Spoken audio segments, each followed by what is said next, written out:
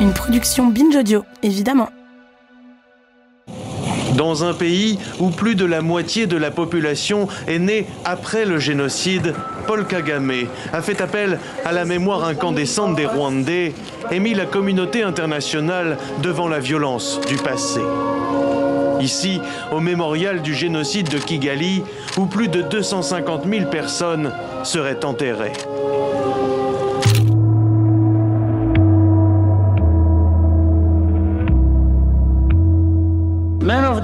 Les membres des pays représentés ici aujourd'hui ont également envoyé leurs fils et leurs filles pour servir en tant que soldats de la paix au Rwanda. Ces soldats n'ont pas failli au Rwanda, c'est la communauté internationale qui a failli, que ce soit par mépris ou par lâcheté.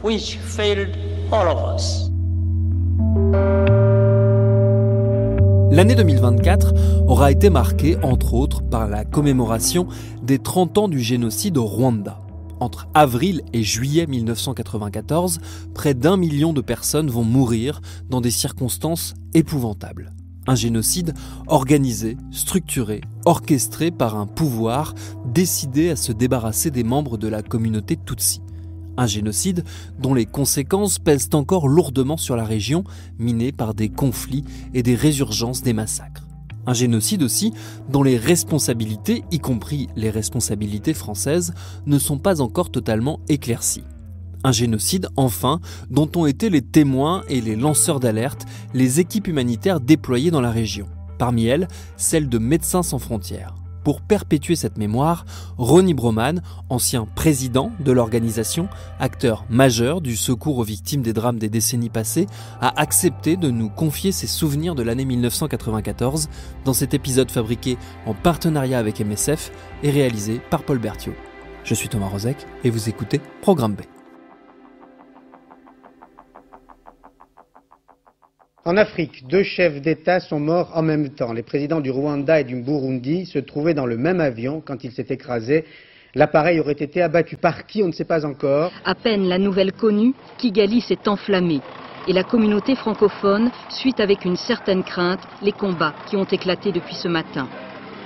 Il y a beaucoup de tensions, on entend des tirs, des explosions, grenades au meurtrier. J'ai des indications qu'il y a des maisons qui sont pillées. Je ne suis pas en mesure de vous dire exactement qui tire contre qui. À ce stade, c'est impossible. La mort brutale des 2 chefs d'État risque de relancer la guerre tribale qui oppose au Rwanda comme au Burundi 2 ethnies. Donc ça, cette archive, elle date du tout début du mois d'avril 1994. En l'occurrence, le reportage date du 7 avril, mais parle de faits qui se sont produits le 6. Donc à savoir la mort du président rwandais, dans ce qui a effectivement été confirmé comme étant un attentat. On a compris après coup que c'est là que le conflit avait basculé. Mais est-ce que sur le coup, ça apparaît comme un point de bascule ? Un point de bascule, c'est toujours après coup qu'on le détermine. Mais comme un moment important, oui, angoissant, oui.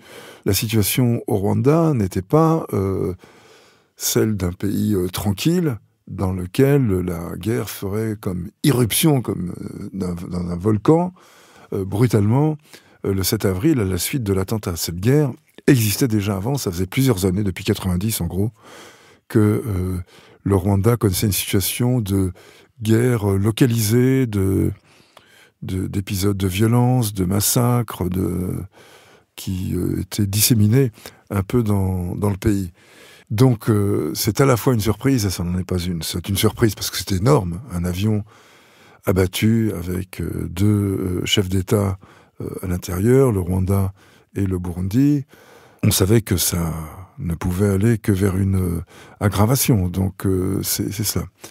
Mais ce qui me frappe, enfin ce qui m'a assez rapidement frappé avec un peu de recul, c'est la confusion dans laquelle nous étions du point de vue de la compréhension du conflit. Confusion d'ailleurs qui est très bien retraduite dans cette archive. Guerre tribale, guerre civile. Une guerre civile en Afrique, on a tendance à appeler ça une guerre tribale, comme si les tribus n'étaient que africaines. Mais enfin bon, quand même ce qui veut dire c'est une guerre entre Rwandais, quoi. Avec le recul, on s'aperçoit qu'au départ, ça n'est pas vraiment une guerre, ce sont des massacres ciblés, que plus tard, on va qualifier à juste titre de génocide. en l'occurrence.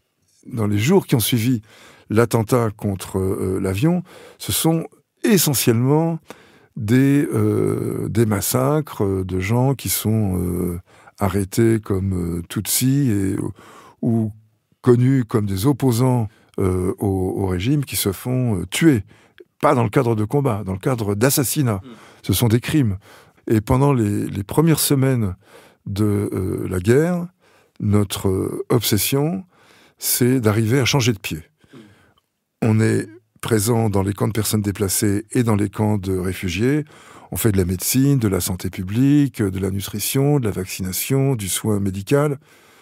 Et puis arrive cela, et à ce moment-là, l'équipe commence à se redéployer, à s'occuper de blessés à Kigali, sachant qu'il y a surtout des morts. Une équipe de MSF se rend au centre hospitalier de Kigali. Il y a plusieurs grands hôpitaux, celui-là est l'un des principaux, le CHK, comme on dit, centre hospitalier de Kigali, et y amène des blessés. Et également du matériel, des antibiotiques, du matériel de soins, etc. Revenant le lendemain, nos équipes constatent que ces blessés ont disparu, ont été exécutés. Là, commence à émerger la conscience que quelque chose de particulièrement affreux est en train de se passer, mais c'est au sein de l'équipe. Mais en tout cas, cette expérience-là fera que, plus tard, nous n'allons pas nous installer au centre hospitalier de Kigali, parce qu'on sait qu'on ne peut pas assurer la sécurité de nos patients. Cette équipe médicale étant peu adaptée au nouvel environnement de guerre, on a fait sortir tous ceux qui voulaient sortir, qui ne se sentaient pas utiles, et on a renvoyé une autre équipe dans les jours qui ont suivi, donc qui est arrivée à Kigali via le Burundi, avec une équipe du Comité international de la Croix-Rouge, le CICR, avec qui nous avons travaillé en très étroite symbiose pendant toute la durée de notre présence pendant la guerre au Rwanda. Nous sommes établis avec eux dans un hôpital de campagne mis en place par le CICR dans des bâtiments qui n'étaient pas des bâtiments hospitaliers mais qui ont été transformés en hôpital. Et donc c'est dans ces conditions-là qu'on a travaillé en opérant un changement de pied, c'est-à-dire un changement d'équipe, parce que le dispositif chirurgical d'urgence est très différent du dispositif de médecine et de santé publique qui est à l'œuvre dans un camp de réfugiés. Donc c'est à cette transformation qu'il a fallu procéder. Donc là, on a compris qu'il s'agissait d'autre chose à partir du mois de mai. Et d'ailleurs, l'un des médecins, mais le médecin, disons, chef de notre équipe, Jean-Hervé Bradol, qui est ensuite, quelques années après, devenu président de Médecins sans frontières, Jean-Hervé témoigne à son retour au journal de 20h de TF1, et non seulement il parle explicitement de génocide, c'est-à-dire une tentative d'extermination de l'intégralité de la population Tutsi rwandaise, et deuxièmement, et ça c'est très très mal passé dans les instances dirigeantes françaises, dénonce au mieux la passivité, mais peut-être la complicité des autorités françaises dans la commission de ce génocide. Et quand on retournait dans les quartiers pour essayer de ramasser des blessés... TF1, le 16 mai 1994. Les miliciens se vantaient en disant « il n'y a plus personne à ramasser, on a tué tout le monde ». Et c'est effectivement ce qu'ils font. Et cette politique, c'est vraiment... on peut parler d'une politique, hein, c'est une politique délibérée, systématique, planifiée d'extermination. C'est le génocide absolu. Oui, il y a un conflit politique en Rwanda, il y a une lutte féroce pour le pouvoir. Et les victimes sont dues à ce conflit politique, et qu'on arrête de nous décrire le Rwanda comme des tribus en train de se massacrer. Et je pense que cette présentation n'est pas tout à fait anodine. Le rôle de la France dans ce pays est particulièrement, les responsabilités de la France sont particulièrement écrasantes. Les gens qui massacrent aujourd'hui, qui mettent en œuvre cette politique planifiée, systématique d'extermination, sont financés, entraînés et armés par la France. Moi, personnellement, et je pense que Jean-Hervé non plus, ne considérerait pas la France comme acteur de ce génocide, mais les Français ont quand même, dans l'ensemble, continué d'assurer un certain soutien au régime rwandais en place, lequel régime rwandais n'était plus celui qui était en place jusqu'au 6 avril, date de l'attentat contre l'avion. D'une part, parce que, évidemment, le président avait été tué, mais d'autre part, et surtout, parce qu'il y avait eu, 5-6 jours après, je ne me souviens plus de la date précise, mais un coup d'État interne. Et donc, la mise en place de ce qui s'appelait un gouvernement intérimaire. Et là, on a affaire vraiment à la mise en place d'un appareil qui fonctionne avec comme point de fuite le génocide. Mais en tout cas, l'équipe de MSF et du CICR opère. Assez étrangement, l'hôpital du CICR MSF est respecté. Il n'est pas l'objet d'attaques. Si les miliciens avaient voulu pénétrer dans l'hôpital, ils le faisaient sans difficulté. Cet hôpital n'était pas défendu. D'ailleurs, on ne peut pas défendre, on n'a pas à défendre un hôpital, mais il a été respecté. C'est une sorte d'îlot préservé dans un océan de violence, parce que Kigali a été pendant les premières semaines de cette guerre et de ce génocide un lieu de débauche, de violence absolument terrifiant. On a parlé donc du témoignage très important donc de Jean-Hervé Bradol quand il revient du Rwanda et qui fait cette interview sur TF1 que beaucoup de gens ont vue, qui a été beaucoup reprise et qui est un peu entrée dans l'histoire aussi de ce conflit vu du côté de la France. Cette prise de parole, elle est aussi un peu un symbole de la nécessité, en tout cas la capacité qu'ont les humanitaires à témoigner de ce qu'ils ont vu et à alerter aussi sur les situations. Ça fait partie des rôles aussi des humanitaires, d'être à la fois des témoins, on dirait maintenant des lanceurs d'alerte. À l'époque, le terme n'était pas encore aussi utilisé que ça. Est-ce que ça fait partie aussi peut-être pas des missions, mais en tout cas des rôles annexes des humanitaires ? En tout cas, ça fait partie du rôle que s'est donné MSF. Il n'y a pas véritablement de cadre englobant, général, c'est-à-dire applicable à tous, qui permettent de définir clairement l'humanitaire. Des endroits ou des institutions qui vont dénoncer, d'autres qui vont se l'interdire, au contraire, qui considèrent que l'humanitaire, il doit agir sur le terrain et se taire. Ça n'est pas la tradition de MSF. Ça n'est pas non plus un mode d'action systématique de MSF. C'est vraiment le témoignage, surtout dans ses formes dénonciatrices. Les combats se poursuivent au Rwanda, notamment dans la capitale Kigali, où les rebelles essaient de déloger les dernières forces gouvernementales pour tenter de sauver des vies humaines. France 2, le 17 juin 1994. Pour la première fois, ce matin à Paris, l'organisation humanitaire Médecins sans frontières demande carrément une intervention armée. Pour la première fois, les French Doctors sortent de leur réserve humanitaire. Il est logique d'appeler à ce qu'il y ait une force armée qui agisse là pour arrêter le massacre, parce que l'humanitaire ne peut rien faire dans ce domaine. Une prise de conscience ou un aveu d'impuissance d'une ONG qui dénonçait il y a peu l'ingérence des militaires dans ses affaires humanitaires.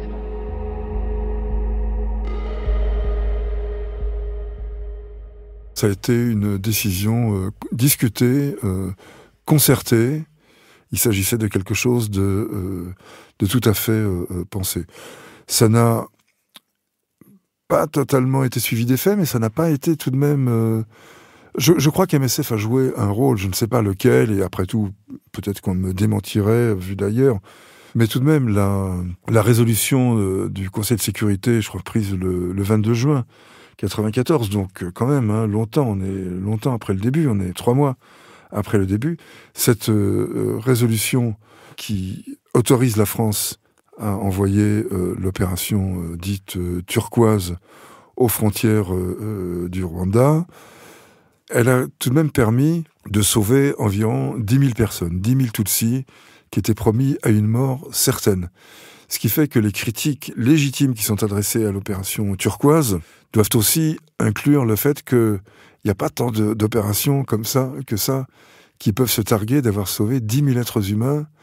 Mais enfin, il y a de bonnes raisons de penser aussi que Turquoise a servi à exfiltrer d'anciens partenaires militaires de la France qui étaient plongés jusqu'au cou dans le génocide. Donc il y a tout de même une ambiguïté qui justifie une ambivalence fondamentale. La résolution à cette époque a été, la résolution donc, du 22 juin, a été sans doute facilitée ou légèrement poussée par les déclarations de MSF. Se pose la question qu'une fois que la crise aiguë, on va dire, du génocide et des massacres est passée, que la situation désescalade, la présence d'MSF est pourtant toujours plus que jamais requise, puisqu'après il y a tout un tas de défis qui s'installent. Et d'ailleurs, MSF est toujours présent aujourd'hui dans la région. C'est toujours les mêmes questions qui se posent. Qu'est-ce qu'on devrait faire ? Est-ce que parmi les différentes ressources qu'on est capable d'offrir, il y en a qui sont adaptées au terrain ? Mais comme toutes les organisations françaises, on est viré à la fin de l'année 95. Parce que en 95 se passe l'équivalent de Srebrenica au Rwanda, dans la ville de Kibeho, qui est une ville située dans ce que l'opération turquoise avait délimité comme zone humanitaire sûre, c'est-à-dire une portion du territoire qui devait représenter un petit quart, même un cinquième du Rwanda, qui est lui-même un petit pays, et donc dans lequel les forces turquoises assuraient la sécurité des populations réfugiées qui étaient là. Dans la bourgade de Kibeho se trouvait un camp de personnes déplacées internes, essentiellement Hutus, considéré par le nouveau régime rwandais comme un bastion ultime des milices génocidaires, un lieu qu'il fallait détruire. Eh bien, un jour de juillet 95, débarque une force gouvernementale militaire rwandaise qui tire dans le tas. Et c'est le massacre le plus terrifiant, alors là, qui s'est déroulé sous les yeux de tous ceux qui étaient là, c'est-à-dire, en gros, l'équipe de Médecins sans frontières, quelques journalistes et des militaires australiens sous casque bleu, où on estime qu'il y a eu environ 4000 morts au bas mot. Au bas mot. 4000 personnes tuées froidement à la mitrailleuse, à la mitraillette. Hier soir, les témoignages faisaient état de plusieurs dizaines de morts. Aujourd'hui, il s'agit de plusieurs milliers de réfugiés massacrés. Il est très difficile d'avoir un chiffre exhaustif, mais nous savons qu'elle se chiffre à plusieurs milliers. C'est un désastre qui est absolument incroyable. Et quel est le profil de ces victimes ? Bien écoutez, nos équipes ont vu malheureusement des femmes, des enfants, des hommes. Enfin bref, il s'agissait de la foule sur laquelle l'APR, c'est-à-dire l'armée patriotique rwandaise, a tiré. Ils ont carrément tiré dans le tas.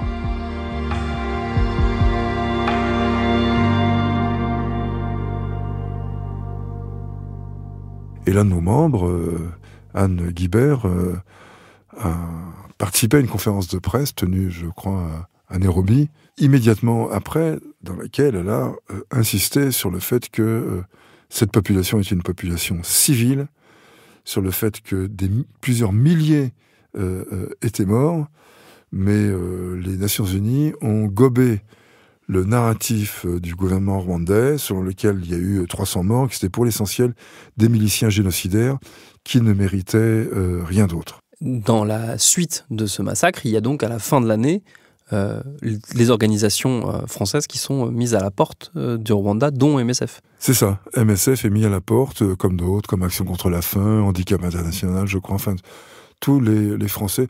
Mesure de rétorsion du nouveau régime de Kagame contre la France, pour ses complicités réelles ou supposées.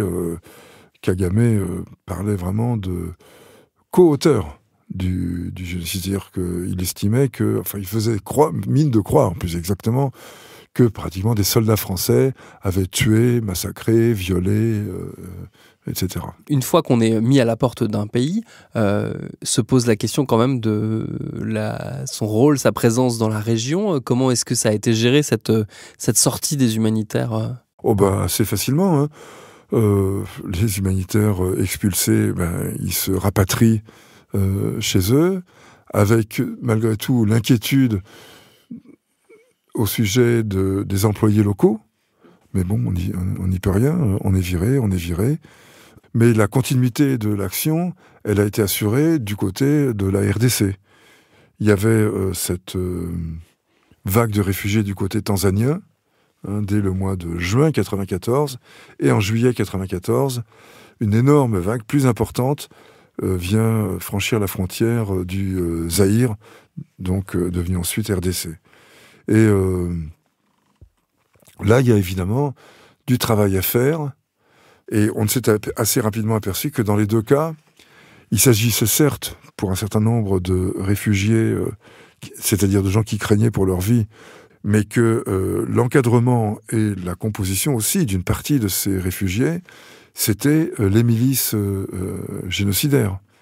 Donc on a quitté ces camps, un peu la mort dans l'âme, si l'on veut, en constatant notre impuissance à résoudre un dilemme terrible, qui était celui de abandonner ces gens, mais si on reste, travailler pour des génocidaires.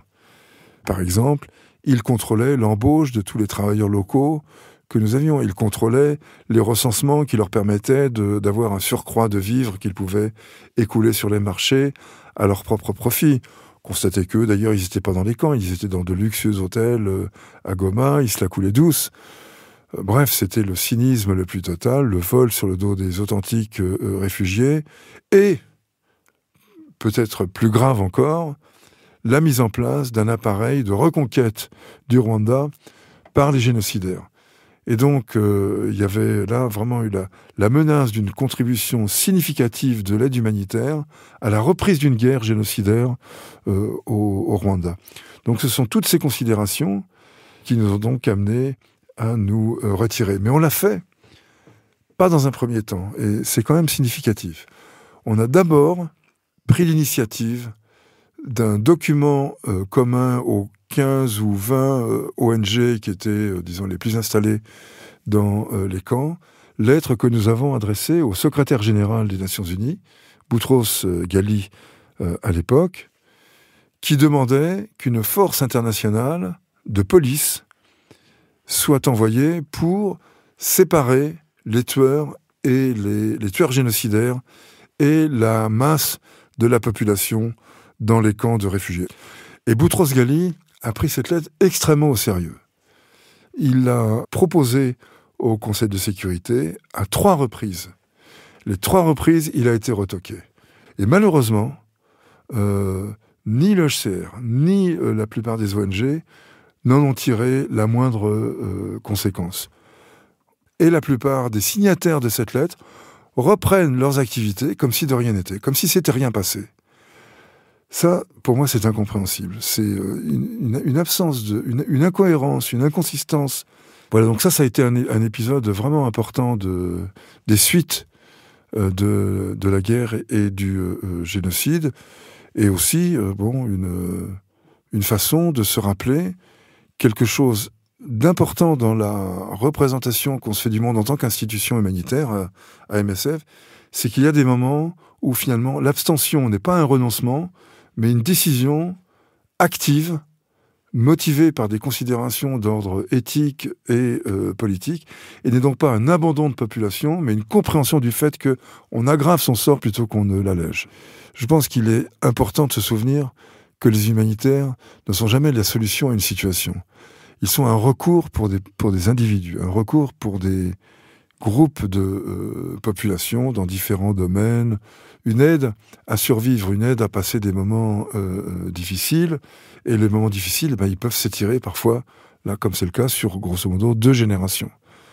Ça a quelque chose d'un peu décourageant, mais ça n'est totalement décourageant que si l'on croit que l'humanitaire est une solution, et une solution à la crise politique.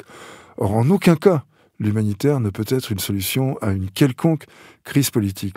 Et à la limite, on pourrait dire, mais si cette guerre dure 100 ans, et Médecins sans frontières et d'autres ONG devront y être pour 100 ans, parce que c'est leur raison d'être que d'apporter leur aide à des gens qui sont plongés dans cette situation.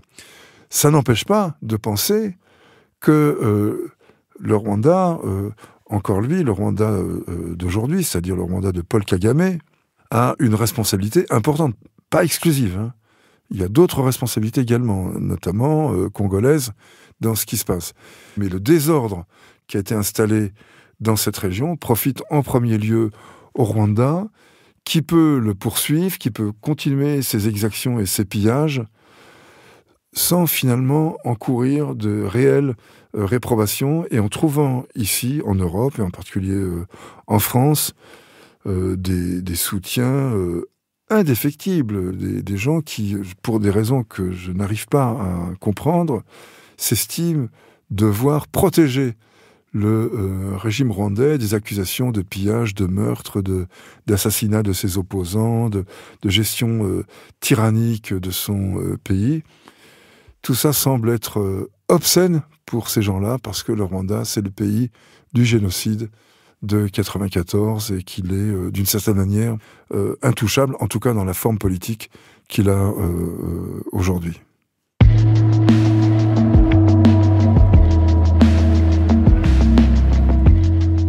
Merci à Ronnie Broman pour ses réponses et à MSF qui a coproduit avec nous cet épisode de Programme B, un podcast de Binge Audio réalisé par Paul Berthiaud. On consacrera d'autres épisodes aux souvenirs de Ronnie Broman dans les mois qui viennent. D'ici là, tous nos épisodes, les anciens comme les nouveaux, sont à retrouver sur toutes vos applis de podcast préférés. Cherchez-nous sur Internet si vous voulez nous parler et à très vite pour un nouvel épisode.